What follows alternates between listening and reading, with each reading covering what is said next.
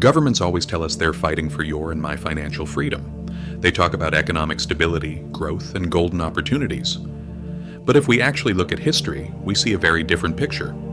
The reality is that for centuries, governments have been using a series of financial tricks that almost always lead to the same result. Ordinary people get poorer, while power and money end up in the hands of a small, privileged group. The interesting part is that these tricks aren't new. They've been used for hundreds of years, only the names and appearances have changed. The core idea is the same. Let's start with the simplest and oldest one: inflation. When a government spends more than the budget it has, it really only has two options. Either it raises taxes, or it slowly reduces the value of the currency. The second option causes fewer problems, which is why it's always the more popular choice. Ancient Rome did exactly this. Coins that were once made of silver slowly became filled with copper, with just a thin layer of silver left on top. The government said everything was the same as before, but people could see that their money no longer had the same value. Savings were melting away, prices were rising, and wages were falling behind. Without people even realizing it, money was being taken from their pockets. The same thing still happens today. A few centuries later, in the Middle Ages, the trick took a different form. Forced loans. Kings went to wealthy companies and said, "For the country, you have to lend us money." And that have to was very serious. If you refused, fines and confiscation were waiting for you. Sometimes they promised to pay the money back, but either they paid late, paid with devalued money, or didn't pay at all. They called it a national duty, but in reality, it was a transfer of capital from the people to the government. When we reached more modern times, the financial system itself became the tool of the game.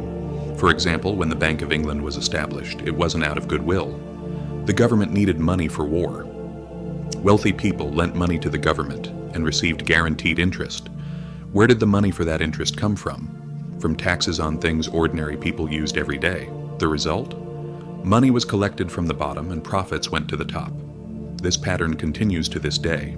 Governments pile up debt, sell bonds, and say it's for public welfare.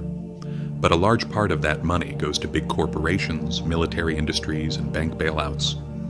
When it's time to pay the bill, executives' salaries aren't cut and structures aren't reformed. Instead, taxes go up, inflation is created, or social services are reduced. Do you remember the 2008 crisis? Banks gambled, lost, and the system was about to collapse. Who saved them? The people with tax money. And what happened after that?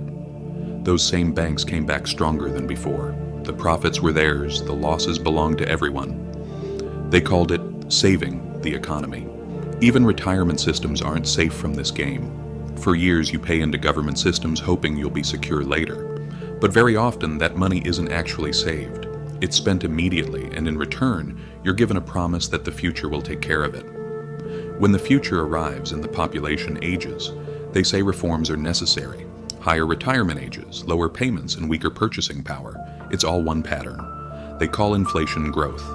They call debt investment. They call cutting benefits reform. The language sounds nice, but the reality is the same. The pressure always falls on ordinary people. Today, the tricks have just become more complicated. Take quantitative easing, for example. Money is created out of nothing and flows into financial markets. Asset prices go up. Who benefits?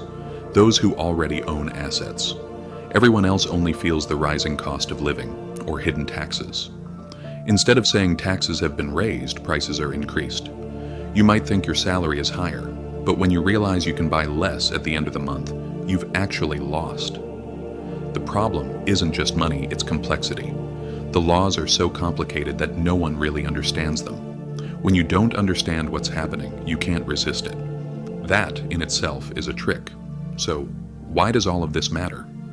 Because this game is still going on. Inflation, debt, bank bailouts, they're all still here. And if you don't recognize them, you end up paying the price without even realizing it. History shows one thing very clearly. Names change, times change, but the tricks stay the same. And maybe the most important point is this. Public ignorance is the system's most powerful weapon. Financial education isn't just information, it's defense. So what can be done? At the very least, don't believe things blindly. Ask, who benefits? And understand that systems are designed